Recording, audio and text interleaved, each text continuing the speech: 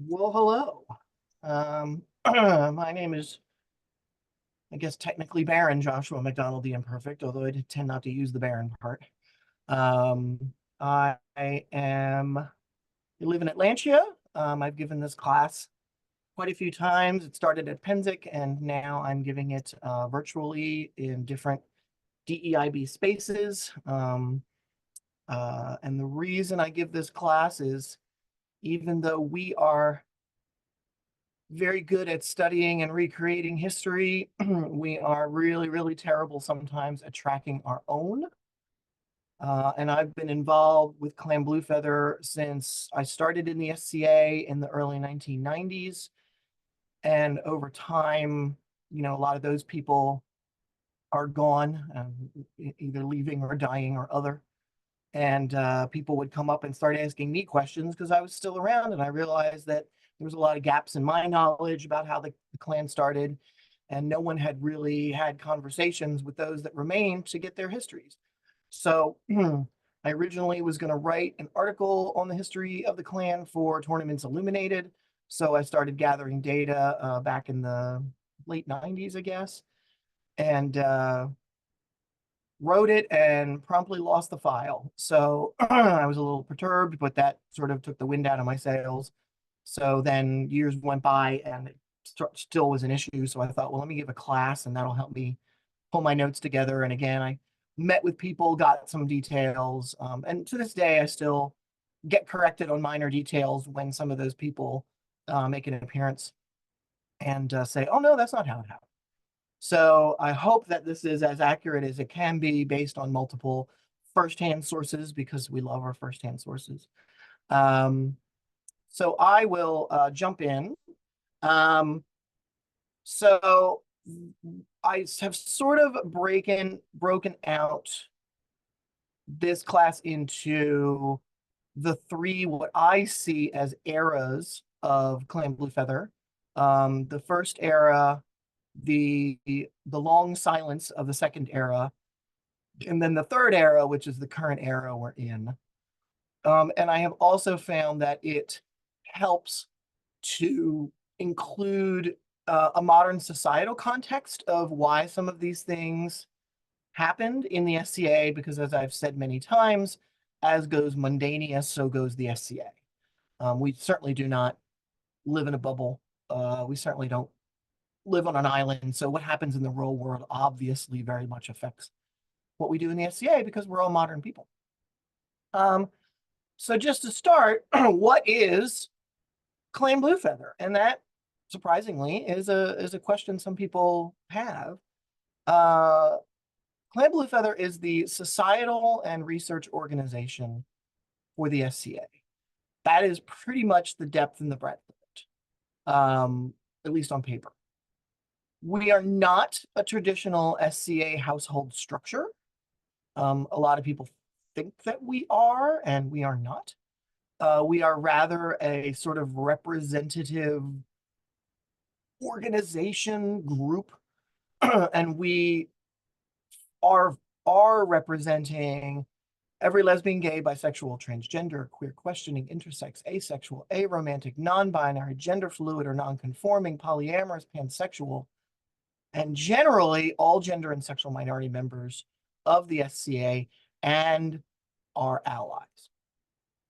So it's a big umbrella. It didn't start that way, but again, as goes the real world, so go we. We will certainly be inclusive to sexual and gender minorities, regardless of orientation, expression, or affinity. And it's been a process for the clan to grow, but the reason it grows is because we are open to everyone, and those people are the ones that make the clan what it is. So if they say we are gender fluid and we want to be represented, then please come in and represent yourself, and we will do what we can to be supportive. That should be, and I think is, our ethos. So the first era runs from about 1988 through 1993. Let me start with that modern historical context. The world is a very different place than it was in 1988. We can stretch back a little bit earlier to that, and this is always helpful for younger people in the SCA and younger queers that don't sort of know all their history yet. You could say that the 1950s was the start of the modern gay rights movement. We had the Mattachine Society. There were people that were finally ready to break free of the conservatism of society. I remember seeing movies and photographs in gay papers in the past of protests that were happening at, like, Philadelphia, for example, was surprisingly an epicenter of change. You would see a very small but dedicated group of gay men and lesbians protesting City Hall in suits, ties, and formal dresses and pillbox hats. And they did that on purpose because they wanted to show that they were normal and just like everybody else. We move into the 60s, obviously, a lot of societal upheaval in the 60s, particularly towards sex and gender. And I don't think it's any coincidence that the free love movement, the epicenter was San Francisco, which was, of course, also the epicenter of the gay community at the time. Still is in a lot of ways. We move into the 70s, and that earlier work in the 60s got parts of the gay community into creating their own communities and spaces. So obviously bars and bathhouses, but it also changed the way the gay and lesbian community was portrayed on television, and bisexual community too, and trans, really the trans community. There were much more portrayals on television and in the media, and that obviously changed societal attitudes because there was suddenly representation. They were not always flattering. In fact, they were mostly not flattering. I have a friend that wrote an entire book about the history of gay and lesbian portrayals on television. And you had the fey gay comic relief all the way through to the angry killer lesbians. But even those stereotypes evolved as society evolved, because when we hit the 80s, in 1981 was the first official recorded case of AIDS. And in 1982, it was discovered in the gay community. So if you don't know, the first name for AIDS was GRID, which stood for gay-related immune disease. And it wasn't until a few years later that they rebranded it as acquired immunodeficiency disease. So, or syndrome. So, obviously the gay community, the gay male community was hit first and hard. The 80s were an incredibly difficult time for so many. It wasn't until 1985, when Rock Hudson died, that suddenly people said, oh, wait, maybe this is an important thing. Not, of course, most mainstream people did not realize how gay Rock Hudson was, but they didn't see it that way. They saw it as a big movie star. And it wasn't until that year, 1985, that President Reagan said the word, acknowledged it for the first time, and didn't even really address it until 1987. So as that's going on, that is creating growing protests and literally a fight for our lives. So that once again changed the tenor of the LGBTQ community from free love to free sex to fighting for our lives. There were not national pride parades. Pride parades started in the 70s, but they were really limited to New York, San Francisco, and maybe a few other major cities. 1999 was the first national gay and lesbian pride month. And the pride flag was created in San Francisco in 1978, but it did not start to spread until the pride parades and festivals started to spread in the 90s.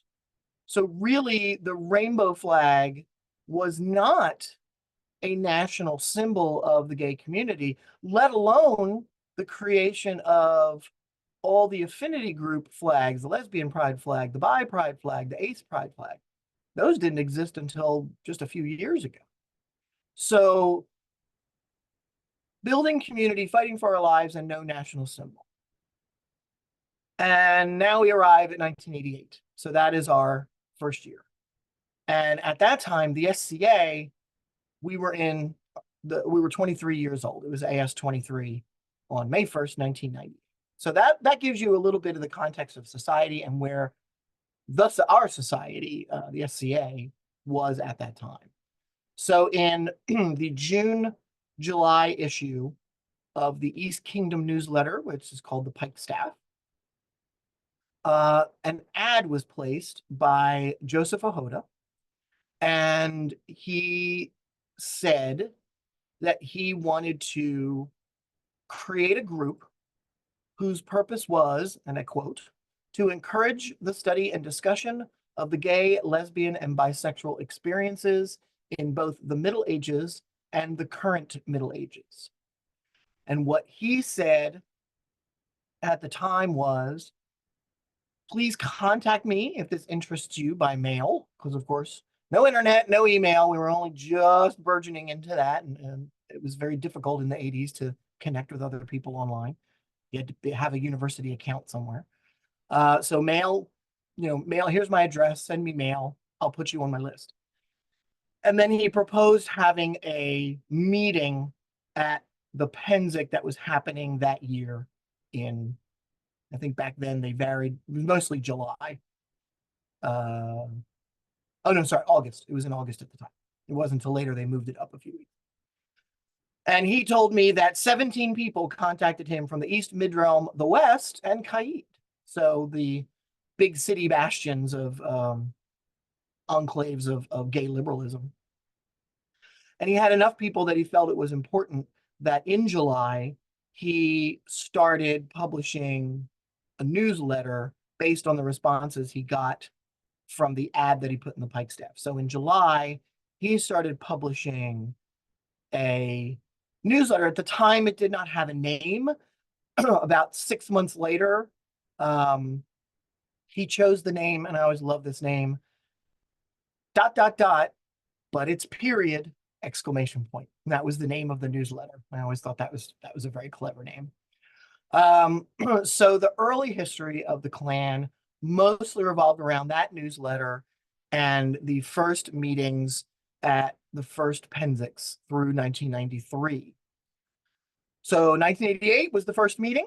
It was Saturday, August 20th. It was approved. They actually went to the mayor to get approval to have it because it was a very different. Penzic, of course, was far smaller back in 1988. But they did get permission to use the battlefield to have a meeting. And they had it at 10 o'clock p.m. And the reason they had it late was because they wanted to make sure that people were comfortable and they might not want to be seen going into a gay meeting. Ooh.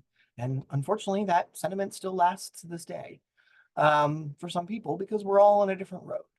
So, but they had over 75 people attend. And Joseph told me that was just shocking. He never thought he'd see that many people. They had a conversation about what people wanted, where the group might go. They, sort of designated it a gay, lesbian, bisexual study group because they wanted to sort of stay in the confines of the mission of the SCA, which is to study history, right? So, but it's pretty obvious that people were also there to create community and network and be themselves and meet other people. So it sort of over time evolved into sort of a two-prong, let's do research and let's be social. They created they also made the decision, and I think this was a key early decision, that it was not, the group would not only be for people who identified as LGBT, that it would be open to our friends and allies as well. And we have stuck with that to this day. And I think I personally think that was a good and important decision to make. They created a list of kingdom contacts. So they said who here might be willing to be the contact person for their kingdom in case new people are interested, to get them either connected to the newsletter or let them know about the meetings at Penzic, or even to start networking in local areas. They did pull that together. They attempted to publish that list in the winter 1988 issue, but the board of directors actually declared us a support group. So therefore, we would not be able to publish an ad in the Tournaments Illuminated itself, but they did say we could publish a ad with very basic information in the classifieds section of Tournaments Illuminated. It was called the Village Green, and that did happen in spring 1989. So that started to spread the word even further across the SCA that yes, there's a group of queer people, and yes, we're trying to, spin up into existence. And at the time, there was no name chosen. So we were still just a gay, lesbian, bisexual study group. No name. So a year goes by. Now we come to Pennsic 1989. They had originally scheduled the meeting for the same night of Pennsic as the previous year, but there was a vigil, a knighthood vigil being held on the battlefield at the same time already scheduled. And they decided it would be bad if one person wanting to attend one event maybe stumbled in erroneously into the other event. So they decided to switch, and they had two meetings during that Pennsic. One earlier on the battlefield on Thursday night, and then one that night, Saturday night, the Dark Horde Moritu, which is a big household in the SCA, they volunteered to host us. So we had two meetings that year. And that was when they started talking about, well, what are we going to call ourselves? We can't just be the study group. That's boring. We're way too fabulous for that. So some people had done some research. Some people had thoughts on it. A proposal at the time was the Plume Azul. And there was a story that someone started this story, and they said that they read somewhere, and this was again before the internet, so it was in a library, that female troubadours of Renaissance Venice would wear blue feathers to indicate their attraction to other women. No one has ever been able to corroborate that story. But it's a good story because everyone says, why the blue feather? And I have to say, this is not a confirmed story, but it's a good story. Uh, so, so between that story and someone coming up with the Plume Azul, people said, well, let's pick a symbol to get us started until we decide on a name, because of course no one could come to a decision. So they decided on a blue feather, the Plume Azul. And they said, let's just start using the blue feather. And Denier Greenwood, who was very active in the beginning, he went around, he liked the idea, so he started wearing a blue feather. And then he went around and went to every merchant at Pennsic that year and bought every blue feather he could find and started handing them out to people that he saw at the meeting. So that didn't take long before the blue feather was just quickly adopted and used. We were still without a name, but now we had a symbol. So that would have been 1989 that we did that. There were, now that we'd been in existence for about a year as a group, people were reporting back that Pennsic about what kinds of reactions and discussions were happening in their local areas. And of course, Pennsic brings in people from all over the country, if not the world. So we got different perspectives. And it was kind of a mixed bag. Some people wanted to advertise in their local or kingdom newsletters. Some places were great. East Kingdom said, sure, what do you want to post? We'll put in an ad. We'll put in a line. We'll do whatever you want. And then other kingdoms were not so great. I don't want to call anybody out, but Anstiora was not too accepting at the time. Thankfully, that has changed. And people were starting to write gay-centric historical research articles. So it wasn't just about the Klan, but again, it was about the history. And Tournaments Illuminated wouldn't publish them. And they would not publish, any ads except for the little classified ads. The SCA A&S community eventually took this over, but at the time they just the board or the publications department decided to publish a list of special interest SCA publications. But its period managed to get into that list, but it took a little time before that spun up into a thing. And then, like I said, eventually A&S took that over and started publishing themselves, but those newsletters only went to people who were involved in A&S and the SCA, whereas Tournaments Illuminated at the time went to everybody because that's our national magazine. So they gave us a little bit of rope and then moved the rope to another department. So that didn't help us all that much. But still, because local people were meeting at Penzic, talking to each other, staying in touch through our newsletter, the word of the Blue Feather started to spread. 1990 had two other meetings at Penzic 1990. And at that point, they said, well, we've been using the damn feather. Let's just call ourselves Blue Feather. Okay, fine. We'll go with Blue Feather. But what are we? What's our structure? As of right now, we're just this loose connection of individuals. Are we a household? Are we a guild? Are we something else? Are we creating a new something? And the decision was a household was a bit formal. A guild was generally considered to be a period study of art. And were we a period study of some kind of art or science? Not really. And we also sort of decided that, do we really want to have a formal structure like that? Do we really want to have a chieftain or a tribal council or anything like that? Or should we just continue to do things sort of FUBU, for us, by us? And every time, and this has been discussed at many spaces since, people always overwhelmingly come back and say, no, we don't need that kind of leadership. We don't need that kind of structure. Let's just say that we're all in it together. Let's just keep doing it for us.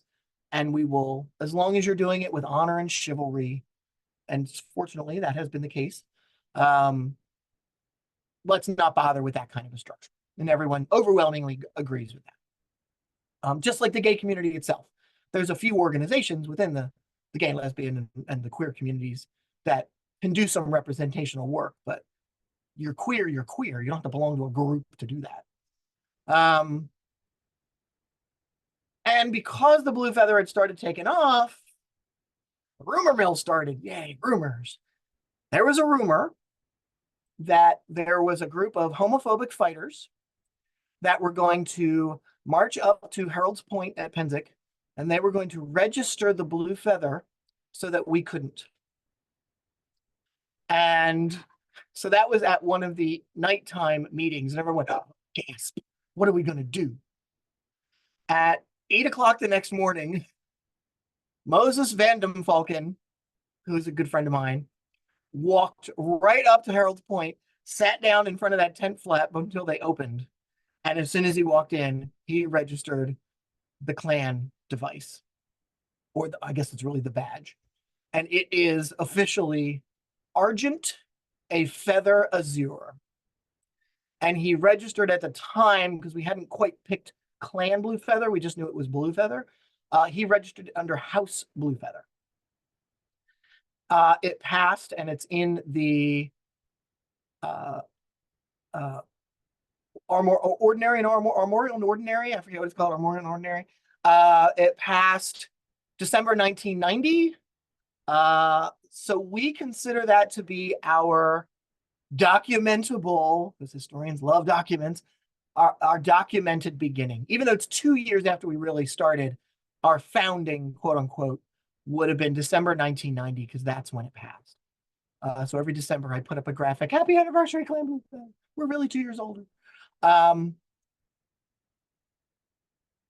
So because we picked a name and because the Blue Feather was taking off, there was someone else interested in also publishing a newsletter more geared towards art and creativity rather than research. So Tristan Alexander of Atlanta founded a second newsletter called The Blue Feather. And I happen to have a show and tell because those are fun. So I will say this was the first issue of what became But It's Period. And it was literally a double-sided, stapled two-page newsletter about what we wanted to do as a group. So this is the very first one. Joseph was kind enough to send me his historical documents. So I have every issue that he ever printed. And eventually I'm going to scan these and upload them and make them available online. And then Tristan published his. This is the Blue Feather. It always had a nice, beautiful piece of art on the front, often by him. This was a half page, and it was usually pretty chunky, and it had a lot of it had some research in it, but also had prose. It also had updates from around the known world. I had a column called The Fool's View for a while, and I would write. And this is an ad for the Blue Feather encampment, which came later. So that would have been 1993. Wow, good lord. So I mean, I'm old. Anyway, so the Blue Feather started printing in 1990. Moving forward to 1991, that was my first Penzic, 1991. And I was but a wee lad. I was probably 21, I think, at the time. And I came to Penzic after having met my college friends. Of course, got sucked into the SCA during college, like we often do. And they said, well, there's a new gay group. And I'm like, yay, I'm gay. Woo. So I went to Penzic and thought, well, I guess I'll camp with the gay group. Like, that's my people. That's my tribe, right? There was no encampment. So during the meeting that year, because now every year we're having a clan meeting or two at Penzic, I said, why isn't there an encampment? Why don't we have a gay group? Why doesn't Blue Feather have a camp? Oh, no, no, no, said the older queers. In the SCA, you camp with your local group or your household. No one would be interested in camping with a bunch of queers. And as most things in life, it was the young people that said, maybe we need to change things up a little bit. So I was the young people at the time. So after, I remember there was a lesbian hand fasting at House Thistle. So they invited all the clan, everybody there to show up. So we invaded. It was a great time. And after all the old folkies went to bed because they had to get up and fight the next morning, all of us youngins were left behind, and we sort of started talking. And everyone else said the same thing I said. They're like, well, I don't really like my local group, and I'm queer, and I don't want to hang out with straight people on my vacation. I want to hang out with a bunch of queers. So I said, well, let's start a camp then, because I don't need permission from anybody because we don't have a organizational structure. So in my second Penzic, I founded the Clan Blue Feather encampment at Penzic, and I've been running it ever since because I'm a masochist. No, I love my camp. Talk more about that later. So there was supposed to be an encampment in 1991, but whoever organized it never showed, so it never happened. Also, land grab was very different back then. It was not quite first come, first serve, but you had to register ahead of time, and then you had to make up a number as far as how much space you needed. It's a very interesting process back then. But I did it in 1992. Also in 1991, there was an article printed in the Penzic newspaper, which at the time I think was the Penzic Daily Tidings, I think. And I still remember the urchins calling Penzic Daily Tidings only 50 cents. An article got published, and it was, well, if the gay community has the blue feather, maybe we could come up with some other feathers that mean things. So they proposed, well, maybe a peacock feather means you're an exhibitionist. And maybe an owl feather means you like to watch. And maybe a red feather means you're a flaming heterosexual. And maybe a leather feather means you're into kinky stuff and blah, blah, blah, blah, blah.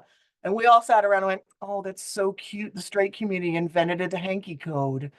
Oh, they're so adorable. And if you don't know what the hanky code is, look it up on Wikipedia, and I'm not going to be held responsible for your mental trauma after you read it. But it was adorable. There were people that were concerned that it was serious and they were making fun of us. And we're like, no, no, no. Let's just leave it at satire. We don't need to be angry about everything. So to this day, I cannot find that article, but I know I have it somewhere. I'm sure I saved that copy of the paper somewhere. So I'm slowly cleaning out my mother's house as she ages, and eventually I'm going to find that box and I'm going to scan it and we're going to have it forever. So that was 1991. 1992, as I said, was my second year. I founded the encampment. Um, we moved around the first 2 years, and the third year we ended up where we are now, and we've been there ever since. Block E12, if you ever go to Penzig.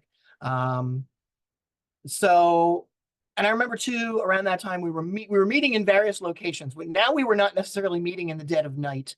We were meeting daytime, but we were tended to meet like in encampments. I know we met at the classic swimming hole one time, which was very unnerving. Having a meeting and everybody around you being naked, that was a very interesting experience. For I'm sure most people enjoyed it, but I was just like, so focusing on business right now. Um, and every year people would come in, they would talk about what was happening in their local areas, they would give updates. And again, growing, growing, growing. By this point, everybody knew what the blue feather meant. It had quickly spread around, um, around the SCA. And of course, as technology was starting to change, Yahoo entered the picture, and suddenly there were Yahoo groups everywhere. That was the big thing at the time. So social media was becoming a thing in the mid 90s on. And that helped spread the word of the Blue Feather meaning and the clan. Then in 1993, Tristan Alexander again started the Blue Feather Ball. And so that was sort of a big party that we could have every year on behalf of the clan. Um, it that also moved around for a while. We were in an A&S tent. Then they had one tent that was supposed to be like town hall, but it was on a slope, so it was very hard to stand around in. Eventually, we moved to the barn, but then the barn got taken over by the courts, the kingdom courts, because Penzic, of course, is growing, growing, growing, growing, growing. And eventually, we moved to the dance tent, which the dance community built specifically for dancing, because we did have dancing at the ball. And then now we are housed in the Great Hall, which is where they have all of the big courts, which is a big aluminum echo chamber, but we make it work. Um, Tristan did it for, I think, the first 2 years, and then I took it over, and I've been running it ever since. And I added the fashion cotillion part. So we always ask people to not necessarily dress in your best garb, but dress in the garb that makes you look your best. And that's sort of been our ongoing theme ever since. And we have prizes, and we have food, and we have music, and we have dancing. And we usually get about, last year, Penzic 50, we got 500 people. So it's a big party. We have a great time. If you ever come to Penzic, you got to come to Blue Feather Ball. It is an institution. So that's the Penzic history, 88 to 93. Meanwhile, people, as they are not at Penzic, are still involved in the SCA, obviously. So they're starting to try dipping their toes into planning some other events. So there was an unofficial clan event in the East Kingdom in 1992. There was a barony in the East Kingdom that officially sponsored a clan event. So we were actually covered under like the SCA. We were in the newsletter and everything in 1996. Antier had a group of people that was meeting regularly. I think it was at a coffee house, probably in Seattle or Portland. People were starting to gather at other large interkingdom events like Gulf Wars, Australia, Gulf Wars particularly because that was sort of the second biggest event after Penzic. They had a party every year. I think Tigger, who's a merchant, and his partner Alex started hosting a little get together, and that has now grown into a big thing. They always have a big gathering at Gulf Wars every year, and those continue.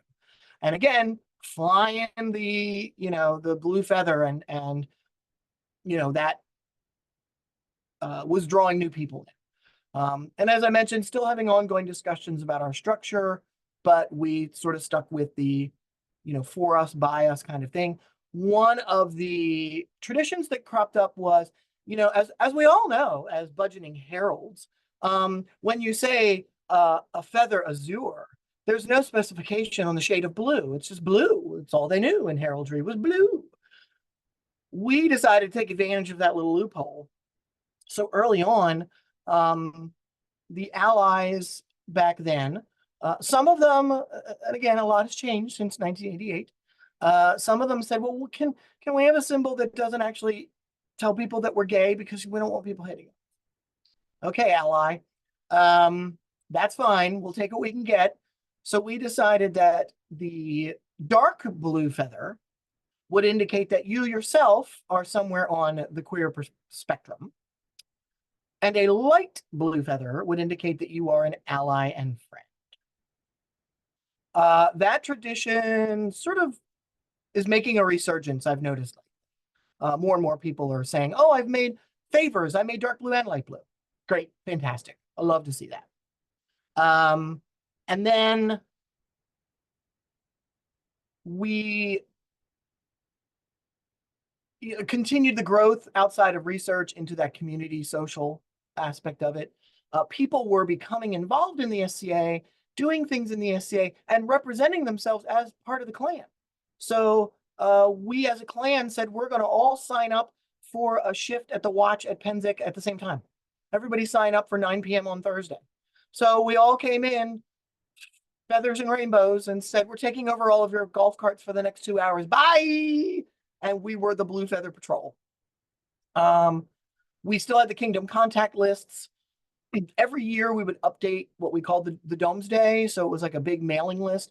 We never really made good use of it. And that was happening at the same time that social media was starting to take off, and everybody had email at that point. So that sort of became a non-issue. We did set up a Blue Feather Echo, an email echo. So that sort of started taking the place of a printed newsletter, just like the SCA. We started moving away from printing into more digital spaces. And one of the biggest things that came out of that first era was, even though the clan itself did not want to create a governing body, there was a call for recognition. Like maybe we could set up our own award system and be our own polling, because there's so many great people that are doing great things in the SCA that are part of our community or doing things in the SCA for our community, that maybe they deserve some recognition. So we started looking into how could the clan be recognized officially by each kingdom. And because households, as we all know, do not exist in the SCA. They are not an official thing. They are not recognized except perhaps as a group for doing something good. But we wanted something a little more than that. So we discovered these things called guilds. And what we discovered was every kingdom has a different attitude towards guilds. They're not a board of directors thing. They're a kingdom by kingdom thing. So in Kaid, Master Baron Giles Hill of Sweetwater in Kaid, he managed to get the king and queen at the time to recognize Clan Blue Feather as a guild in Kaid. And they put out a formal declaration, and that way the clan and our contact info was able to be published in the Kaid newsletter. And that was the goal, was to sort of get us with more advertising. The East Kingdom was not quite as successful because I was involved in that project. The queen at the time said no, because East Kingdom law says you have to be researching an actual period skill. And being gay is not a period skill. I would argue against that. But you're not making arrows, you're not training falcons, you're not doing calligraphy. So no, we will not grant you guild status, and you cannot be published under the guilds in the newsletter. We still were able to do advertisements, but we were not happy about that. But during that conversation, the other person who was involved in that project was also from New York, Alexandros Pantelios. He realized the guild structure could be used within the clan to do those awards. So he suggested we treat it as an opt-in part of the clan. So if you're anywhere on the queer spectrum, congratulations, you're a member of Clan Blue Feather. Automatically, no, wear your blue feathers proudly. If you would like to be involved in helping us give out awards or do any kind of other organizational thing, projects, anything involving money, if we were to ever get to that point, you may join this Yahoo group, and that would put you on the rolls as a member of the Blue Feather Guild. And we even went so far as to come up with an award structure for service, fighting, and arts and sciences. And I would have to double check, but they were the Order of Ganymede, the Order of Sappho, and the Order of Alexander. Alexander was fighting, big gay guy in history. The cupbearer to the gods was the service, and Sappho was for ANS, because she's just one of the most famous lesbians in history, if not the most famous in history. So we set up the structure for it, and then we never did anything with it. So no awards have ever been given out. No pollings have ever been created. But technically that structure still exists. And I've said to people in the past, if anybody wanted to pursue that further, I would be more than happy to resurrect that from the grave. But that is not a priority for me personally right now. So one day, perhaps, we will have those awards rise from the grave. I think part of the reason it hasn't risen from the grave is because more and more people in Clan Blue Feather are being recognized via the SCA for the work that they do, both in and outside of the SCA.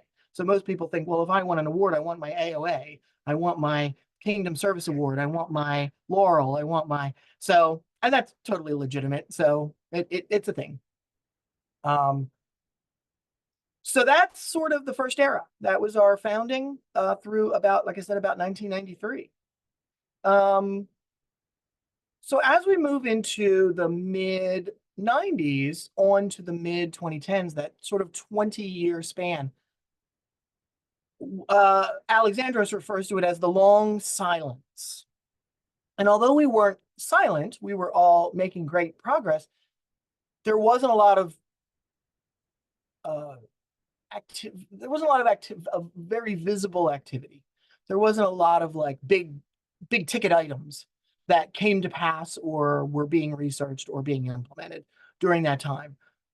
I'll go back again, talk about the modern societal context. By the late 90s, the AIDS epidemic, such as it was waning as new treatments were coming out. So there was less of an emphasis on we're all dying, could we please stop? And more of an emphasis on, okay, we've built this infrastructure and network of community support. What are we going to do with that? That's way more important. So let's do the pride parades. Let's talk about our political influence. We made a lot of waves during the AIDS crisis. Let's build on that and see what we can do as far as our other rights and that we deserve, weird things like that. Major national groups had started. National Gay Lesbian Task Force, ACT UP. They were all trying to leverage what political clout they had gathered during the 80s and early 90s into the next generation of the gay rights movement. And of course, there was, again, the younger generation that were starting to come out, and now they didn't treat AIDS the same way that my generation would have, or the generation before me would have. It wasn't a death sentence. So we didn't exactly go back to the sexual free-for-all of the 70s, but they sort of said, but we want to do things differently. We're tired of focusing on death. Can we focus on life? And can we bring pride parades out of the big cities and bring them to my little town in Texas?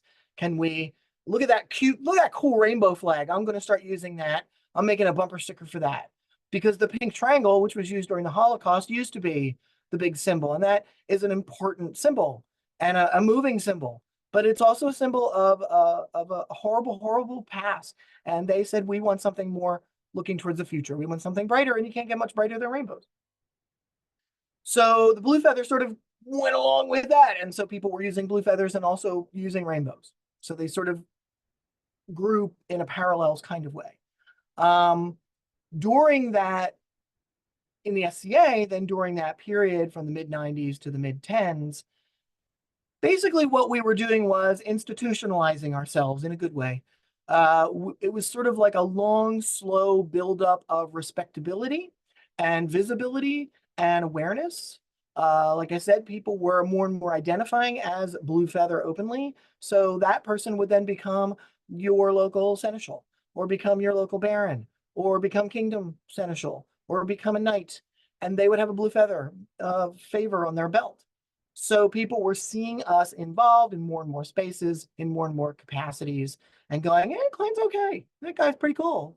For a gay guy, yeah, sure, they're all right." Um, the traditions that we had started kept going. Like I said, there have been events happening all over the known world in different kingdoms and different events. The ball at Pennsic continued uninterrupted. The encampment at Pennsic continued uninterrupted. We kind of became known as the face of the gay community. We take that responsibility very seriously, but we're also just a place for queer people to come and say, "Can I camp with you?" And we're like, "Yeah, sure, come camp with us." The newsletters stopped publishing around the end of the 90s because they weren't getting content and it wasn't worth the cost because, surprise, surprise, the internet. So they sort of became no longer necessary. So we adapted with the times. And like I said, we had the email echo, we had Yahoo groups, and then we end up migrating to Facebook as that took off, etc. So there were discussions and again, we were still having regular meetings at Pennsic and other large events. And a discussion continued about, even within our group, about what our next steps might be in the SCA.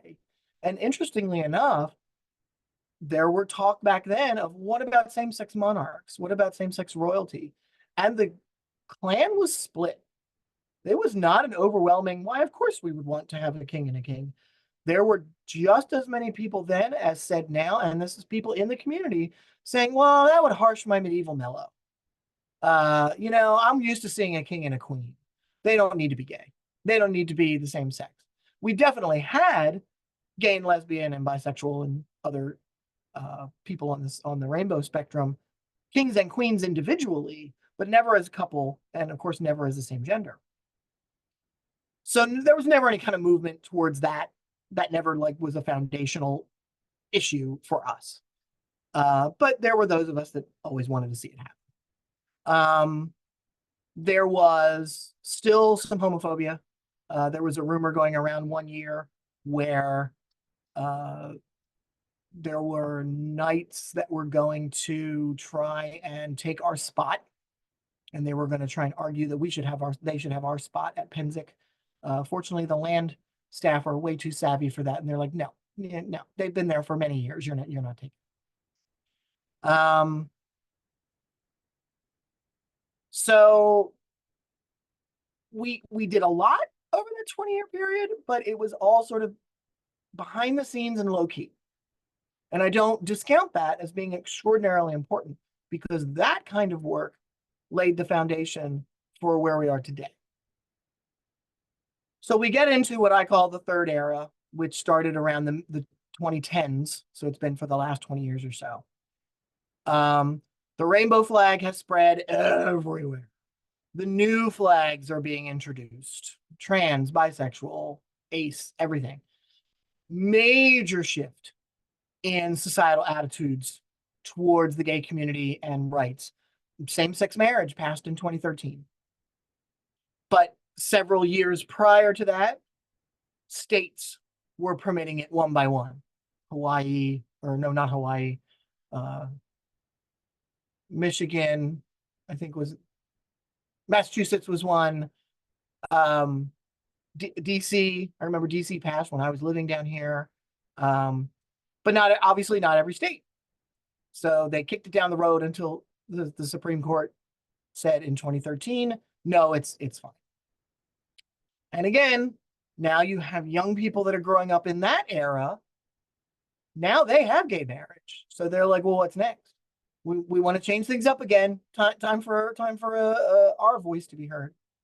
And of course, social media was just shooting out the roof. So because of all that, and because more young people were getting connected on social media, more young people in the SCA were getting connected to the Klan, definite uptick of activity. Um, particularly because of those things. And one of the things, because there was a same-sex marriage movement in society, guess what happened? There was a same-sex royalty movement in the SCA. Shock of all shocks. So, interestingly enough, it was not spearheaded by the Klan as a group. It was spearheaded by some allies that just decided to do it sort of as their own initiative. Once that sort of took off, it was called the Inspirational Equality Movement. We, of course, signed up right after them, and many people in the Klan sort of got involved with letter writing to the board and things. For those who were not around at the time, um, some local baronies had already given the okay to install same-sex barons and baronesses for local groups. That was a big change. The first thing the board did in 2012 was they removed the of the opposite sex requirement, but so you had to fight for a consort, but it no longer needed to be of the opposite sex. But they, like the national government, the United States government, I should say, they left it up to individual kingdoms to decide whether or not those people were approved for serving on the list, on the crown list. Smartly, none of the kingdoms denied anybody, but we were waiting for it. We were waiting for the first kingdom to say no. As king and queen, you are not qualified to fight for crown. Nobody did. There was one incident in Trimaris where someone tried to sign up to the crown list with his buddy, not gay guys, and he was rejected because he was an asshole. But he tried to spin it into a anti-gay thing, and we're smarter than that. So he was called out for that pretty quickly. He's no longer part of the SCA. So that was not a sad thing. But along with, and then it wasn't until, so then in 2016, North Shield was the first kingdom to have sitting same-sex royalty. They were two straight guys who were best friends. It was an amazing reign from what I hear. One was very good at fighting and one was very good at administrating. And so the kingdom ran very smoothly for that 6-month period. The one guy was raised by lesbian parents. So it was extraordinarily meaningful to him personally to be part of that tradition, to be the first one in that line. And we were more than happy to see him get it. It wasn't until later we had our first like openly gay guy sit on the throne with a straight friend of his. And we have yet to see a romantic couple sit on the throne, but it will happen. Fortunately, part of that movement for inspirational equality was also encouraging more diversity on the crown lists in general. So we saw a rise in women fighters. We saw a rise in fighters with disabilities to be like, what accommodations can you make for me? There's no reason that we can't start breaking those societal norms because now we've done it with two kings. And then even to support that kind of work, the Klan and some of the people in inspirational equality, they were not only working on sort of a comprehensive historical list of people who sat thrones, including principalities, who were LGBTQ when they sat the throne, even if they weren't out. And we have talked to people as far back as the 70s who've been like, oh yeah, I'm bisexual, but I really wasn't out when I was on the throne. But it's like, you were queer royalty, and we need to know that for our history. They also have done research into extant period examples of same gender royalty in history. So how many times have two brothers sat the throne? A mother-daughter sat the throne. Two kings from neighboring kingdoms that were more than friends sat thrones. So these are that research in the research community in general, the historical community in general, has changed a great deal from going from they must have been really good friends to be buried together to look at the lesbian fighters. So that has influenced our movement as an organization as well, both as a clan and as the SCA. Meanwhile, things were ticking up at Pennsic, and I'm personally very invested in Pennsic, so I know these things. North Shield granted inducted Clan Bluefeather into their Order of the Hearthstone in 2014, which is their kingdom order for service for hospitality. So we have this wonderful engraved stone mounted in a container, and we try and hang it up every year at Pennsic to show we won it. The clan celebrated our 25th anniversary in 2015. We had a big party at the ball that year. My friend Lord Bidon cooked 8 small anniversary or wedding cakes, each one with a different theme, on site at Pennsic without an oven. It was a minor miracle, and they were delicious. Oh, they were steamed. He steamed them in a deep fryer. It was the most amazing thing. Then the next year, 2016, was the 25th anniversary of the encampment, and I get to show off a shiny. Caleb, who runs the encampment with me, had these specially made. It's a little hard to see, but it is a blue feather and a campfire on a silver medallion. But interestingly enough, the blue feather and the fire are made of glass, and the rest of it is made of pure silver. And the story behind this is the person he commissioned to do it, he commissioned 25, and he was going to give them to some of the founding members of the encampment as a thank you, as a token. She met with him, handed him 9, and said, I will not make any more. Do you know how hard it is to get molten glass and molten metal to speak? She said, every time I poured it, either the glass would melt the silver or the silver would shatter the glass. You got 9, that's all you're getting. I got one of them, so I was happy. So this is one of my most treasured blue feather mementos. Pronoun pins. The pronoun movement started 2017, 2018. And at Pennsic 2018, my God, there were pronoun pins everywhere. Period. Modern. You wanted to show somebody you were a they, them, no problem. That was a huge thing. There's been and obviously this is still very relevant today, particularly with the trans movement, LGBTQ youth meetups at Pennsic. Not sponsored by the clan, but sponsored by family activities. And they said, let's have a daytime time where we can get anybody under 18 that wants to meet up, because there are queer youth shelters all over the country. People are still facing discrimination based on their age and their orientation and their gender. Let's support them and there's so much queer youth at Pennsic. There's so much queerness at Pennsic anyway, but there's a lot of queer youth at Pennsic. Let's give them a space. We were going to host it at the encampment, but we decided maybe it's better not to. Maybe it's better to let them have their own space that they can claim and carve out for themselves. And family planning said we will find a place for them. And that still continues. I think they have at least one meetup every year at Pennsic just for queer youth. Amazing. Because of things that were happening in the trans community, the Gladiatoria camp, I can't remember their name. I should probably write it down in my notes. They, naughty me. Gladiatoria. Gladia Familia, thank you. They said, we are opening up our camp shower to anybody that wants to use it, and we're not peeking in to see what you got under your belt. And we went, wow, why didn't we think of that? So Clan Bluefeather does the same thing. Other encampments stepped up and said, absolutely, if you are not comfortable using the public showers, if you are not comfortable using your camp showers for whatever reason, just come in, we'll hand you a bar of soap, go to town.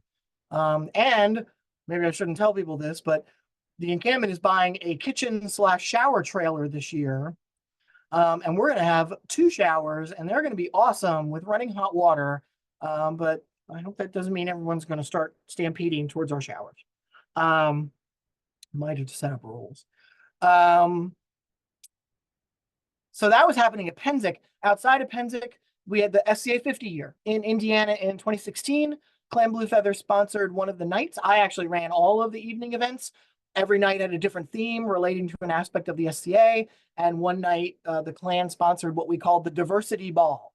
So we talked about not only the diversity of people in the SCA, gender, sexuality, race, religion, whatever, all those sort of affinity groups that fall under the diversity banner, but also the diversity of times and places that the SCA covers.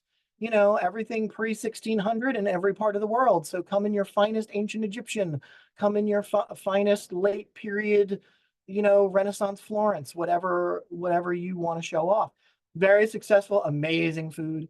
Um, we there was a queer history schola, similar to sort of like what we're doing here, but it was specifically about queer history subjects in the East Kingdom in 2019. Eldermere sponsors something called the Cut Sleeve Pride, which again is a queer themed virtual event that started in 2021 during the pandemic.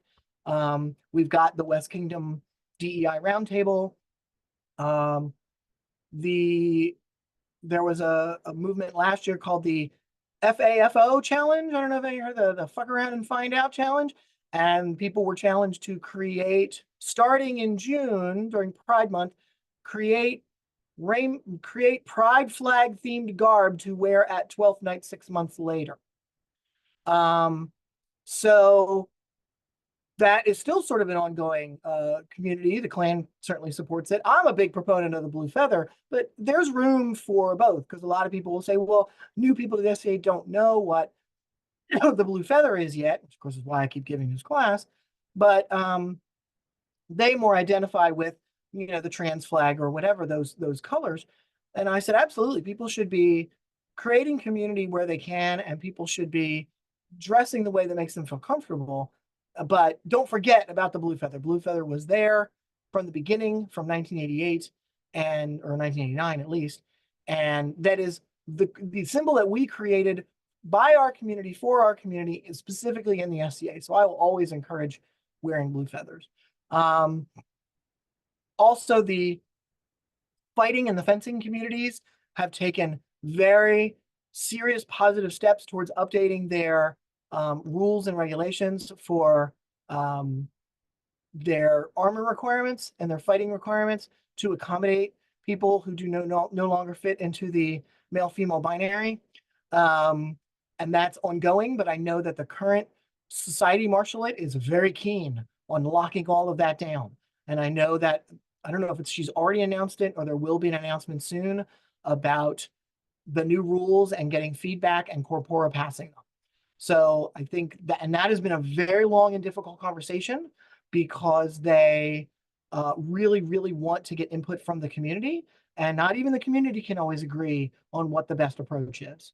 But I know that that community is doing their best to try and make good, solid policy that's going to be inclusive and safe. And I'm keeping my fingers crossed when that comes out. And then, of course, the society itself created the DEIB office. They had two amazing women sort of start that. Charles is now in charge of it. He's also amazing. It was the kingdoms led the charge on that by creating individual DEI offices to start. Then they created the society office, and now they're splitting the society office into two, both the game side and the policy side. I think that was personally, I think that was an extraordinarily wise move, because it allows the people in those positions to focus on those two very important aspects of DEIB programming.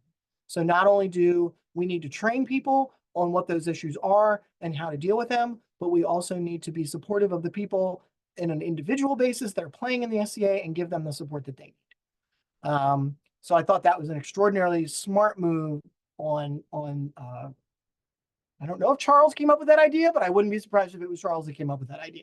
I'll have to talk to him about that at some point. That brings us up to about now. It's a lot of history. I know I threw a lot at you. We're right at 8, so I knew I needed 90 minutes, so I will open this up to questions. We can stop recording when I finish, and so everybody can ask questions openly. What are we going to do next? That's an extraordinarily good question, and I have no idea. A lot of it will depend on what happens in society, and a lot of it will depend on what happens with the next generation. So we've got Gen Z. Is that the next one? Millennials are old now, right? So we're into Gen Z, right? Um, I work at a state college, um, liberal arts college. So I do not work directly with students, but I'm surrounded by students constantly. It is so encouraging to see what they are building for themselves. We just had our little gay graduation on ceremony, our lavender graduation, and the students select one of their peers to be a speaker. And Bo was his name. He got up and he started off by saying, remember our freshman year when we were all at home and didn't know each other because we were in the middle of a pandemic? And he talked so eloquently about how, you know, 2020, 2021, the past 4 years have impacted his cohort of young adults coming into college and having a completely different landscape from anything any of us had ever known before. And he talked about how it impacted the gay community, the queer community, how it impacted their studies, how it impacted them as individuals. And I think it was very prescient. And I think it's not unsafe to say that because of those experiences, that age group is going to make some very big changes in the world, and we will follow suit. The encampment at Penzic is open to anyone who wants to camp with us. We are one of the few camps at Penzic that have an open door policy. Most households are by invite only, and the Kingdom and the baronial encampments are also open, but they're usually just open to people in those geographic areas. Very few encampments, private encampments, would be open to anyone that wants to camp with them at all. We have been extraordinarily lucky that we have never technically had to ask someone to leave because they were problematic. Some people self-selected because they could read the writing on the wall, and that was okay.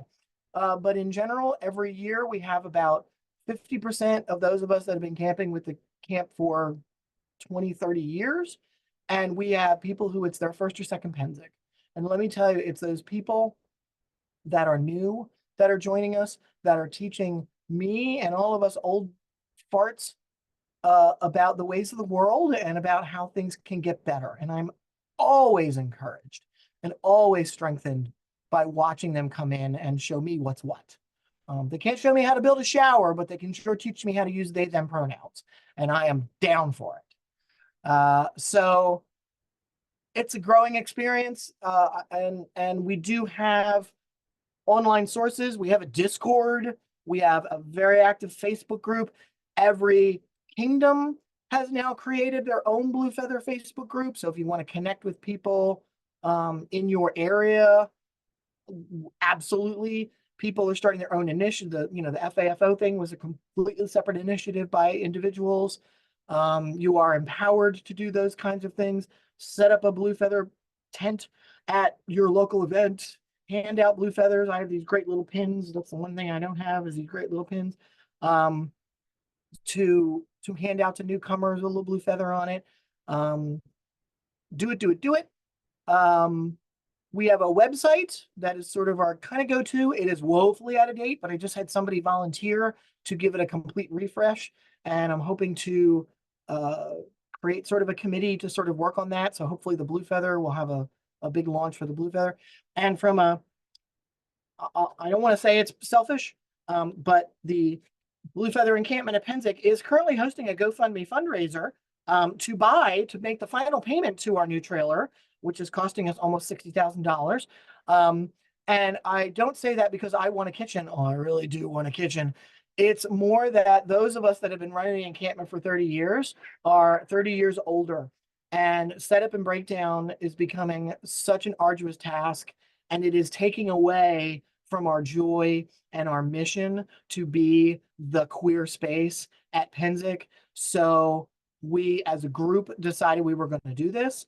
And then as we were talking about how we were going to come up with the money, we said, look, the greater Blue Feather community benefits from us existing. We provide a fire pit to sit around every night. Everybody in the group helps with the Blue Feather Ball almost exclusively. We are the face of the gay community at Penzic, for better or for worse. People come to us when they want to talk about queer things. Um, we want to continue to exist in that capacity, and we are all getting old and arthritis-y. So if you feel so inclined, let people know that we have a GoFundMe set up, and we would love a few extra bucks to help us make that final $16,000 payment. Otherwise, I'm taking out a personal loan, but it's gonna happen this year, by God. So we're gonna have a big grand tour at Penzic this year. So if anybody wants to come by and see our new trailer, we'll be happily showing it off. The only other thing I'll add is to add to my show and tell. Every year, particularly at Penzic, but also now online all the time, merchants are so good at selling us things, and they're so good at knowing our that we're what do they call it? A segment of the society that spends money. We're a market segment. We are dinks, double income, no kids for many of them, not all of us, obviously, but many of us. So, like, here we've got little blue feather, ionized things as pendants. I have another one I couldn't find, a homemade little clay one, gray with a feather. We've got belt favors out the wazoo. Palantir trim makes blue feather trim. I think this was Briar Patch Garb makes these beautiful leather pouches. I got one of those. We even have a badge for the encampment. So our badge is a blue feather on a hill with a fire pit. We thought very, very, very, very specifically thought that up. I showed you the newsletters. I recently had this made, a new haversack, big blue feather heart, which I totally love. Yes, there's a blue feather lantern. Traders of Tamerlane, Gabe, the owner, camps with blue feather. He makes all those yurts, stupid yurts. And he, as the lantern guy at Penzic, he made a special blue feather lantern. I'm pretty sure it's a limited run. I don't think he's going to run them again, but I don't think he's sold out either. But I got one, and he made a special Penzic 50 and all that stuff. So you can find the blue feather swag everywhere, and I love blue feather swag. I have actually Charles, the DEIB officer, saw this mug and insisted I have it. It's just a whole bunch of blue feathers. We love the blue feathers. So yeah, so that is where we were, how we got here, and where we are now. I think at this point we can stop the recording, but we can take questions. I'm going to thank Demir for helping us moderate today. Demir, if you want to stop the recording, I think